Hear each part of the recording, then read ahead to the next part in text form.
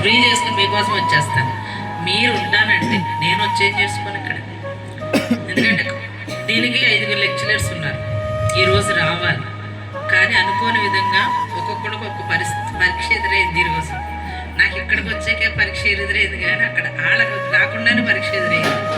అప్పుడు నేను ఏమన్నానంటే, వచ్చాను కనుక మీరు రాకపోతే ఇది ఆగదు, ఆగదు ఉద్యోగం, ఆగదు ఉద్యోగం, ఆగదు, ఆగదు ఉద్యోగం, ఆగదు జాను, ఆగదు ఉద్యోగం, ఆగదు అని, ఆగదు ఉద్యోగం.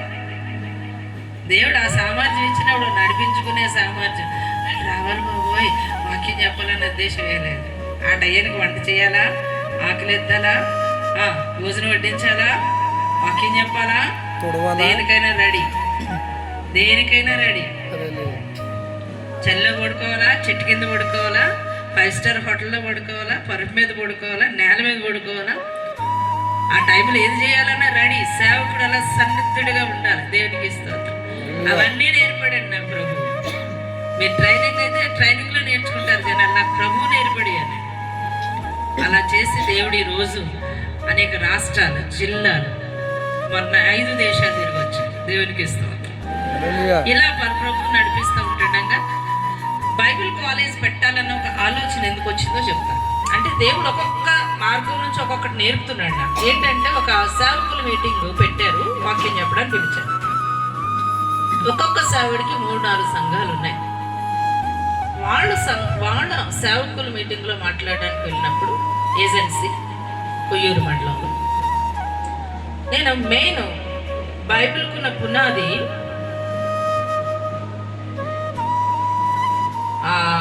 బైబిల్లో మెయిన్ టాపిక్ అంటే కామన్ బేసిక్ అంటారు. బైబిల్ గురించి చిన్న అవగాహన ప్రతి ఒక్క విశ్వాసకి, చిన్న పిల్లలు కూడా ఉండాలి అవగాహన అనేది. నేను మాట్లాడేది ఎవరి మధ్య? అప్పుడు సేవకుల మధ్య. చిన్న ప్రశ్న వేశాను. నా సండే స్కూల్ పిల్లని, అంగన్వాడీ చదివేవాడిని, ఫస్ట్ క్లాస్ చదివేవాడిని నిలబెడితే చెప్తాడు ఆ మెయిన్ బేసిక్. బైబిల్ మనం ప్రారంభిస్తున్నప్పుడు తెలియవలసిన చిన్న చిన్న మాటలు సేవకుడు చెప్పలేకపోయాడు. ఒక్కొక్కరికి 4 సంఘాలు 3 సంఘాలు ఉన్నాయి.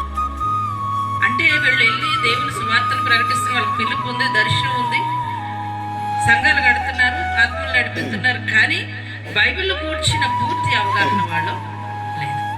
అప్పుడు అనిపించింది వీళ్ళకి బైబిల్ను కూర్చిన అవగాహన చాలా ముఖ్యం. నేను వాక్యం చెప్పి నా మనసులో అలా ఉంటుండగా అక్కడ ఉన్నవారు అడిగారు, అక్క ఈరోజు మీరు చెప్పిన, నేను ఎక్కడికి వెళ్ళినా నన్ను అక్కని ఎక్కువ సంబోధిస్తారు. పెద్దోళ్ళు అయితే అమ్మ అంటారు, చిన్నపిల్లలు అందరూ కూడా. ఇక నేను ఆయన అక్క అని వెళ్తుంటే వీళ్ళు కూడా అక్క అని వెళ్తున్నారు.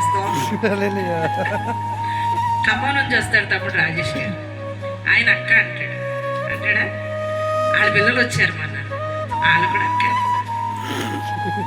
కొంతమంది అమ్మ అంటే ఆ తండ్రికి అమ్మనే, కూతురికి అమ్మనే, కొడుక్కి అమ్మనే. ఇలా సంతోషం. నాకు దేవుడు ఆ భాగ్యం ఇచ్చాడు. పిలవమంటే ఎవరు వెళ్ళరు అలాగా. ఓకే, అయితే అప్పుడు అనిపించింది నా హృదయంలో వీళ్ళకి వాక్యం చాలా చెప్పాలి అనిపిస్తుంది. కానీ ఒకసారి చెప్పేదాక అందులోంచి సేవకులు అడిగారు, అక్క ప్రతి నెల వచ్చి మాకు బైబిల్ క్లాస్ చెప్పొచ్చు కదా. చెప్పలు కొట్టి స్తోత్రం చెప్పచ్చు. నా మనసులో ఉన్న హృదయంలో ఉన్న మాట అవతల హృదయంలోకి చెప్పకుండానే వాళ్ళు అడిగారు.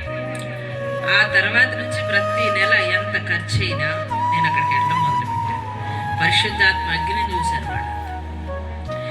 నేను చెప్పడం కాదు, మీరే చూస్తారు. ఈ క్లాసులు అయిపోయిన అనంతరం మీరు దేవుని అభిషేకంతో నింపబడి వెళ్తారు, దేవుని కృపావరాలతో నింపబడతారు. వాక్యం విని విడిచిపెడితే అన్నారు, కానీ ఏదైతే చెప్పారో దాని ప్రకారంగా జీవించడానికి లోబడితే మాత్రం అపోస్తులు ఎలా వెళ్ళారో అగ్నితో, వాళ్ళు వెళ్తున్నప్పుడు ఎలా చీకటి కాలిపోయిందో అలా మీ ముందు దేవుడు మార్గాలు సరళం చేసేస్తాడు.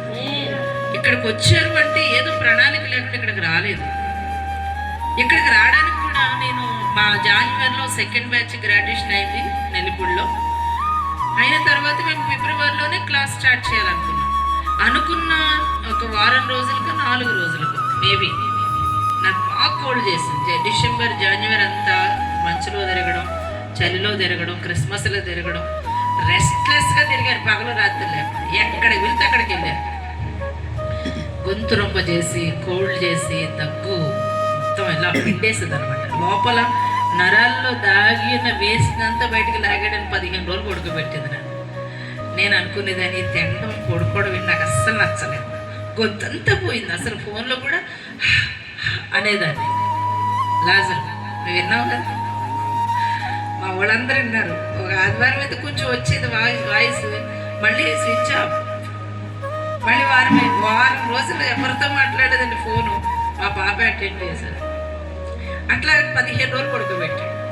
ఏంటి నాకు చిరాకు వచ్చాను. నన్ను ఏంటైనా ఈ తిండం ఏంటి, పడుకోవడం నాకు అస్సలు నచ్చట్లేదు. అన్నీ ఉన్నాయి, కాళ్ళ దగ్గరికి వస్తున్నాయి. ఇక్కడ రామవారం బట్టి పిల్లలు సిరియాలు వంట చేసి పెడతారు. నెల్లిపూడి వస్తే పాప పడేస్తుంది. ఇక నాకు ఏం లోటు, పెట్టి తిని పడుకోవచ్చుగా. అసలు ఉండలేకపోతున్నా. ఈ తింటం ఏంటి, పడుకోవడం ఏంటి నాకు నచ్చలేదు నాయన. దేవుడికి ఇస్తా. మనకి కడుక్కోవడం, వ్యవసాయం చేయడం, లేదా పని చేసుకోవడం, డబ్బు సంపాదించడానికి అస్సలు అదేంటారు, ఇసుక రాదు, చిరాకు రాదు, ప్రయాసపడుతూ ఉంటాం.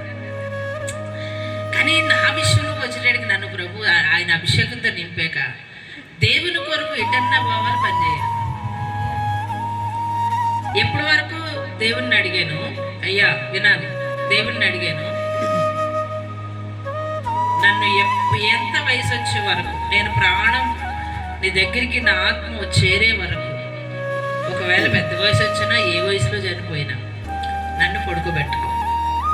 పని చేస్తూ చచ్చిపోవాలి. నేను పని లేక ఎల్లో రోగంతోనో మంచి పెద్ద వయసు అయిపోయిందమ్మా, లెగలేకపోతున్నారమ్మా, కళ్ళు కనపడతా లేదమ్మా, కాళ్ళు రావట్లేదమ్మా, చేతులు రావట్లేదమ్మా అనే పరిస్థితి నాకు రానిపోతుంది.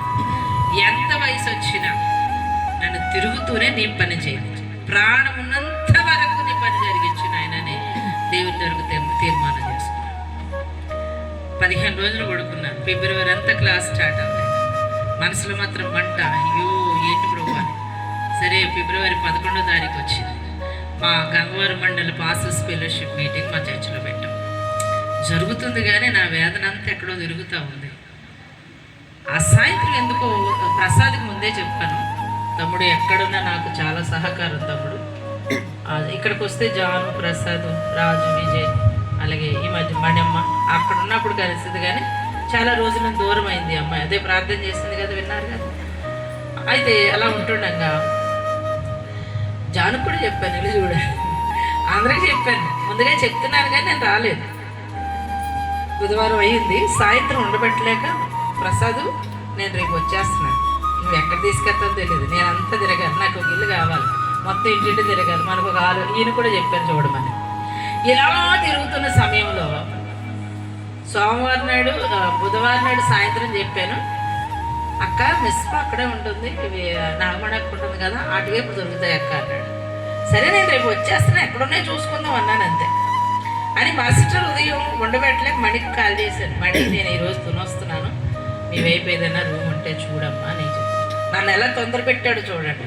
ఒక్క రోజులో నేను, అమ్మగారు నిన్నే మా ఇంటి పక్కన పోర్షన్ ఖాళీ అయ్యింది, మీరు అంటే నేను అది మరి ఆపుతాను. ఎంత ఆశ! వెంటనే నిమిషంలో బయలుదేరి వచ్చేసాను. అక్కడ చెప్పలు కొట్టిస్తాను. అసలు బైబిల్ కొట్టి పెంచడానికి అది వీలు కాదు, కానీ నిలబడాలి కదా. అప్పుడు అందరూ అమ్మగారు ఎదురు రేకుల షేప్ ఉంది. విజయ్తో ఆ రోజు సాయంత్రం చాలాసేపు కూర్చొని, రాత్రి దగ్గర 11 అయిపోయి ఉంటుంది, మేము అలా కూర్చొని దేవుని వాక్యం ప్రకటిస్తాం. ఆ బిడ్డను పట్టుకున్నాడు. చాలా రోజుల నుంచి అన్నాడు, అక్క మీ పరిచర్య సపోర్ట్గా ఉండాలి, మీరు ఎక్కడికి వెళ్ళినా నేను రావాలి. జాన్ అన్నాడు, అక్క మేము వాక్యం నేర్చుకోవాలి, నా వెనకాల పిల్లలు ఉన్నారు, అందరూ వాక్యం నేర్చుకోవాలి. అంటే ఈ బాబు అన్నాడు, నేను ఎంఏ చదువుతున్నామా కానీ వాక్యం నేర్చుకోవాలని ఆశ ఉంది. ఆ సహోదరు మీ పేరేంటమ్మా? మార్త 6 నెలల నుంచి ప్రార్థన చేస్తుంది, నాకు ఏమీ వెళ్తున్నాయన, నాకు నేర్చుకోవాలని ఆశ. మీ హృదయాలు ఎరిగిన దేవుడు ఖచ్చితంగా ద్వారం తెలుస్తాడండి. ఆమేన్. నా విశ్వాసం ఏంటో తెలిసి ఇక్కడ 1000 రూపాయలు 10 లక్షలు పట్టుకుని నేను నిలబడలేదు. స్టిల్ రూపాయి లేకుండా నేను పరిచర్య స్టార్ట్ చేస్తాను. ఎక్కడికి వెళ్ళినా హాగరుకు ప్రక్కనే నీటి గుంట చేల్చినట్లుగా దేవుడు చేలుస్తాడు. ఆ విశ్వాసం, ఆ నమ్మకం నాకు ఉంది కనుక ఏమీ లేకపోయినా దానికి అడ్వాన్స్ ఇచ్చి ఇక్కడ దిగడం జరిగింది. ఒక మాట చెప్తాను, దేవుడు ఒక ఉద్దేశం నీ పట్ల కలిగి ఉన్నాడు అనుకో, దానికి ద్వారం తెరుస్తాడు, ముందుకు రా అని పిలుస్తాడు. నాకు చాలా పనులు ఉన్నాయి, నేను ముందుకు నడవలే, నేను ఇక్కడే ఆగిపోతాను. కానీ దేవుడు తెరిచిన ద్వారం అలాగే ఉంటుంది. దానిలోకి వెళ్ళకపోవడం ఎవరి తప్పు? నీది తప్పు. ఇంత కంటిన్యూ నేను దీనికి ఒక అసలు మా పాపని సివోటియా కాలేజీలో, బైబిల్ కాలేజీలో జాయిన్ చేసి సంవత్సరం ₹1,00,000 కట్టాను. వాళ్ళ మెయింటెనెన్స్ చూసాము. అయినా మాకు చాలా ₹1,00,000 అయిపోయిందండి. 5 సంవత్సరాలు హైదరాబాద్లో, వైజాగ్లో చదివించడం అంటే. మీకు రూపాయి కూడా బ్యాలెన్స్ లేదు, ₹1 తీసుకోను. నాకు ఉచితంగా ఇచ్చాడు, ఉచితంగా చెప్తాను. ఛార్జీలా ఆయనే ఇస్తాడు, రెంటా ఆయనే ఇస్తాడు. ఏమో అందులో మీరే ప్రేరేపించబడి అమ్మగారి నెల రెంట్ని మేము కడతాంలే అని కూడా లేకపోవచ్చేమో చెప్పలేము. ఫీజు పెడితే మీరు ఖచ్చితంగా కట్టాలంట. లేదు ఈ వారాన్ని చూసి ఒక విధవరాలే ప్రేరేపించబడచ్చు, లేదా ఒక చిన్న పిల్లోడే కష్టపడేవాడే చెప్పలేనండి. ఇది ఎవరి మీద భారం పెట్టేది కూడా కాదు. హల్లెలూయా. నా పరిచర్య ఇది. 3 సంవత్సరాలు అయింది నా బిడ్డను కోల్పోయి, దేవునికి దూరం అయిపోయి, మానసికంగా అదే మధ్యలో ఎప్పుడో వచ్చాము, తునొచ్చినా కానీ అలా పోతున్నా కానీ ఇక్కడికి రావట్లేదు. ఏమో ఆవిడ కోసమే తీసుకొచ్చాడమో తెలియదు, నీకోసమే తీసుకొచ్చాడు. మీకు కాశ ఉన్నదో కానీ తీసుకొచ్చాడు, ఉపయోగించుకోండి. మళ్ళీ ఇక్కడ నుంచి క్లాస్ మళ్ళీ ఎక్కడ తీసుకెళ్తారో తెలియదు నాకు. ఒకవేళ మహారాష్ట్ర వెళ్ళంటే వెళ్ళాలి, నేను వేరే దేశం వెళ్ళంటే వెళ్ళాలి. అవన్నీ అయినా సమకూరుస్తాడు. గవర్నమెంట్ ఒక ఉద్యోగం ఇచ్చింది, వాళ్ళ క్వార్టర్స్ ఎవరిస్తారు బాబు? ఇలా చూడండి, నా వైపు పక్కకు పెట్టి నా వైపు చూడాలి. చాలా భారం కలిగిన మాటలు చెప్తాను. గవర్నమెంట్ ఉద్యోగికి పనికి కూడా మనము సిద్ధపడి ఉంటే దానికి కావాల్సిన నీడ్స్ కూడా ఆయన సిద్ధపరుస్తారు. ఏదో అమెరికా సహాయమో, ఎవరో మినిస్ట్రీ సహాయమో అని ఎప్పుడు చూడకూడదు. మన మినిస్ట్రీ, మన సహాయం చేయి చూపించండి ఎక్కడున్నాడు. ఆమేన్. అదే నా విశ్వాసం. ఈ రోజుకి నేను ఇందులో మళ్ళీ ఒక సోషల్ వర్కర్ని, పాస్టర్ని, స్పీకర్ని, సోషల్ వర్కర్ని, చిల్డ్రన్స్ మినిస్ట్రీకి కూడా నేను టీచర్గా పనిచేస్తాను. Social worker. నాకు తెలియని ప్రాంతాలకు ఎంతో మందికి వెళ్ళి ఇప్పటికి ఈ రోజుకి వేల కేజీ రైసెస్ అండి నేను ఇచ్చిన రైస్. ఏ ప్రాంతానికి వెళ్ళినా 200-300 కేజీ తక్కువ పట్టుకెళ్ళిన కేజీ రైస్. బట్టలు తీసుకెళ్తాను. ప్రతి నెల ఒక క్యాంప్ వేస్తాను. నాకు తెలియని ప్రాంతాలకు వెళ్ళాను. ఇప్పుడు బైబిల్ కాలేజీకి వచ్చారు, మీకు పరిచర్యలు ఉన్నాయి, మీకు సంఘాలు పేదోళ్ళు అనుకుంటారు, ఖచ్చితంగా మీ గ్రామానికి వస్తారు. చాలామంది విధవరాలకి ఏంటి, లేనోళ్ళకంటే రైస్ ఇస్తారు, బట్టలు ఇస్తారు, ఫ్రీగా పంచి వచ్చేస్తారు. అక్కడ మీ పరిచర్య విస్తరిస్తారు. కనుక నమ్మకంగా వచ్చిన వాళ్ళకి మాత్రం ఖచ్చితంగా ఈ పరిచర్యలో పాలి భాగస్తులుగా ఉంటారని ప్రభు నామములో తెలియజేస్తున్నారు. అర్థమవుతుందండి.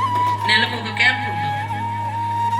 మీ సంఘాల్లోకి నా ఎవరి రికమెండేషన్ అక్కర్లేదు, నా దగ్గరకు వస్తారో డైరెక్ట్గా మీరు నాకు చెప్పచ్చు ఆ నీడ్స్, నేను అక్కడికి వచ్చేస్తాను. హల్లెలూయా. అందరం కలిసి ప్రార్థన చేస్తున్న మందిరాలు లేవు. విశేషమైన కృప ఏంటి తెలుసా? నేను వెళ్ళిన ప్రాంతాల్లో గురుగుడుసులు ఉన్న వాళ్ళు, చిన్న నెల్లిగడ్డతో ఇల్లు కట్టుకున్న వాళ్ళు, భాషలు మాట్లాడమా, గంతులేయడమా కాదు, అది గొప్ప శక్తి. ఆ అనుభవాలు మీరు చూస్తారు, ఆ టేస్ట్ చూసారనుకో, ఇక దేవుడే మీతో సహవాసం చేస్తారు. దేవుడితో మీరు, మీతో ఆయన. సంఘాలను బలపరచడం, వాక్య వినాలనుకున్నాను ఆ రోజు. ఎందుకంటే మేము 12 మందికి నేను చాయిస్ ఇచ్చాను. అంటే ప్రతి నెల భోజనాలు ఉండాలి, ఎక్కువ మందికి. అయితే మళ్ళీ ఇంకొక 2-3 అంటే ఎక్స్క్యూజ్ చేస్తాను. అయితే నేనేమంటానంటే, అక్క మేమందరం మీకు సపోర్ట్గా ఉంటాం, ఒకవేళ 30 మంది వచ్చినా పర్లేదు, జాయిన్